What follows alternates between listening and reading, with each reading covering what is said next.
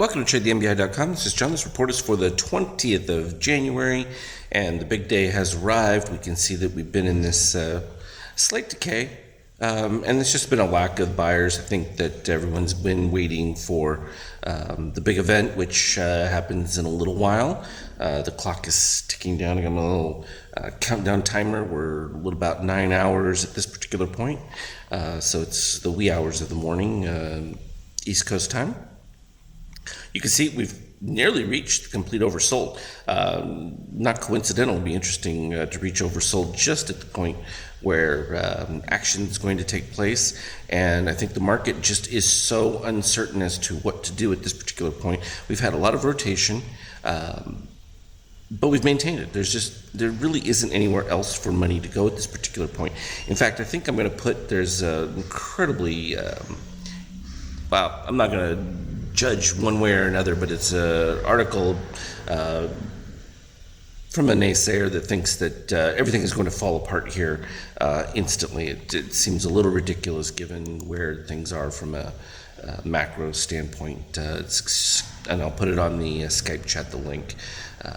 I just thought it was kind of interesting reading it because it's so the opposite of what I've been saying for quite some time, and the pessimism that existed just has not shown itself all the way going back from right after the election, and we've just seen nothing but straight up because the potential is there. I don't see recession on the line, but that's what the article talks about, and that's an interesting one.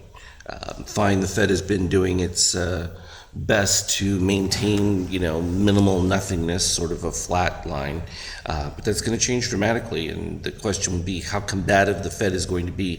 I just don't know that they can be, given where the debt is and a rise in interest rate and what it would do budgetary-wise. So it's interesting to see those kind of things develop.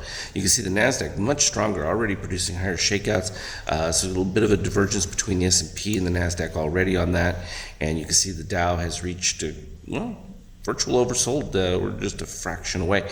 You actually need a little bit more weakness because caught right here is what I call the no spark zone, where you kind of get that DOC red doesn't quite dip below and get into an oversold. It could still produce a little bit of a run, but usually you get a more strong, robust move when you dip well below, because that really forces a short cover reaction. And shorts have really pretty much peaked out, and all we are is right at the ABM green here for the Dow.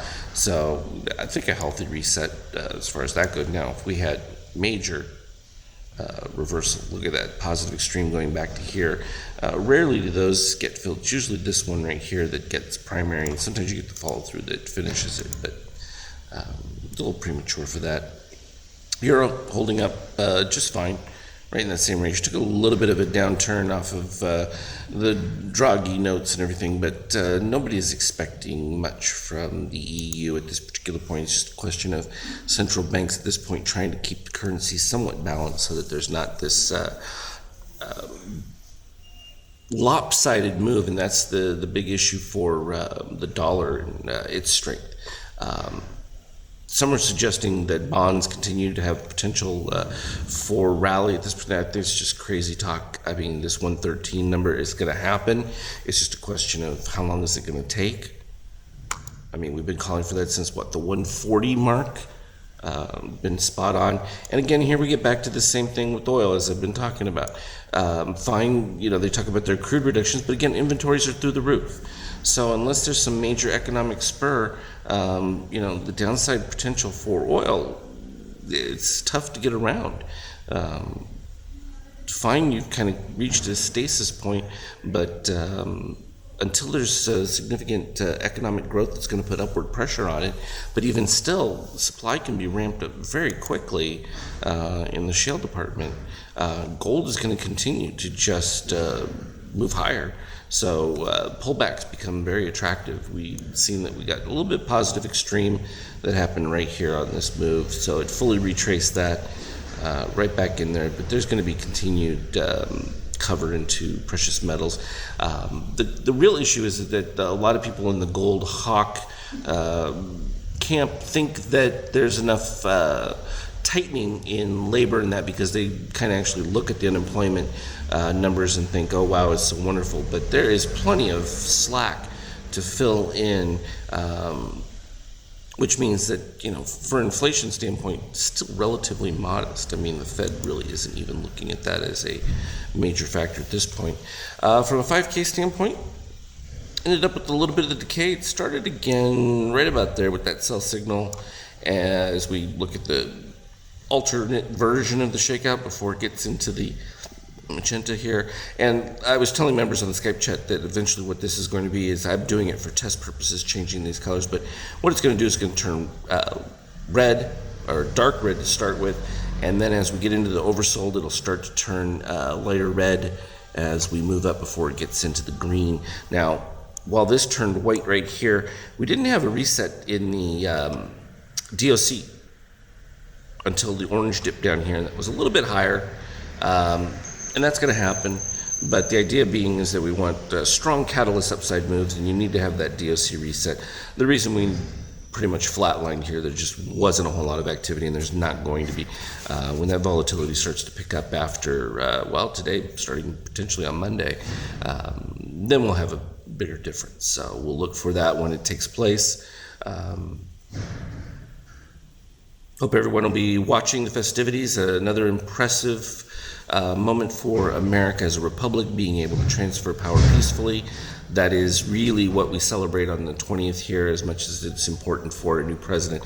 The reality is it's the ability of our country to continue to transfer authority democratically.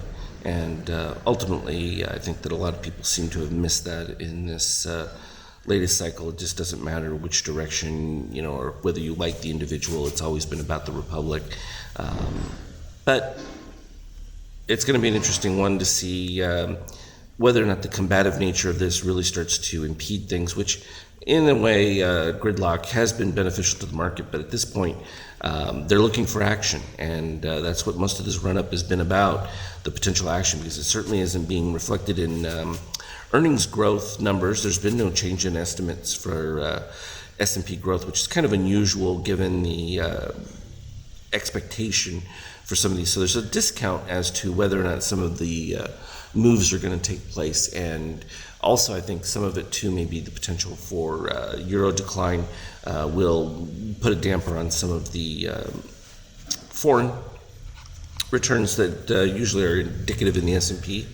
So we'll keep an eye out on that, but indicators are going to be solid, and they're going to keep showing us the way. So for now, we can see that there's daily weakness, and have to be vigilant on that.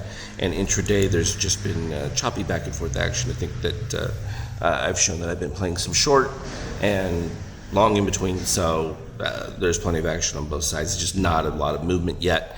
That's going to change, so be ready for it. As always, trade well. We'll talk to you later.